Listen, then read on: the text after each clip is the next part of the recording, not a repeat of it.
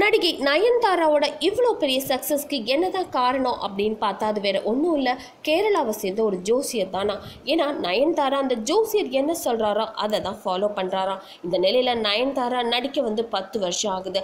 ஆனால் இன்னமும் உச்சத்தில் தான் இருக்காங்க. நடுவில் கொஞ்ச நாள் சினிமாவே வேண்டாம் அப்படின்னு ஒதுங்கி இருந்த நயன்தாரா திரும்பவும் நடிக்க வந்தாங்க. ஆனால் அதுக்கு அப்புறம் தான் அவங்களோட கரியரே சூடு பிடிக்க ஆரம்பிச்சதுன்னு சொல்லலாம். இந்த நிலையில் நயன்தாராவுக்கு மட்டும் மார்க்கெட் எப்படி இவ்வளோ சூப்பராக இருக்குது அப்படின்னு பல நட்சத்திரங்களும் ரொம்பவே ஆச்சரியப்பட்டு போயிருக்காங்களாம். இப்பதான் தெரிய வந்திருக்கு நயன்தாரா ஒரு மலையாள ஜோசியரோட பேச்சை கேட்டு தான் செயல்படுறாருன்னு. அது மட்டும் இல்லாம அந்த ஜோசியர் நில்லுனா நிக்கிறாங்களாம், உட்காருனா உட்காந்துடுறாங்களாம் நயன்தாரா.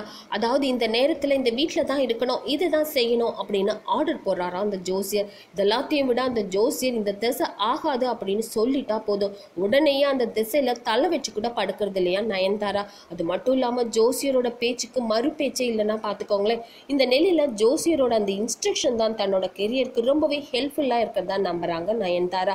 அது மட்டும் இல்லாம தன்னோட அழகை மெருகேற்றுறதுக்கு வேண்டி அடிக்கடி கேரளாவும் போயிட்டு வரதா சொல்லப்பட்டிருக்கு. இந்த வீடியோ உங்களுக்கு பிடிச்சிருந்தா லைக் அண்ட் ஷேர் பண்ணுங்க, மறக்காம கமெண்ட்ஸ் சொல்லுங்க, அப்படியே ஞாபகமா அந்த சப்ஸ்கிரைப் பட்டனையும் அமர்த்திடுங்க.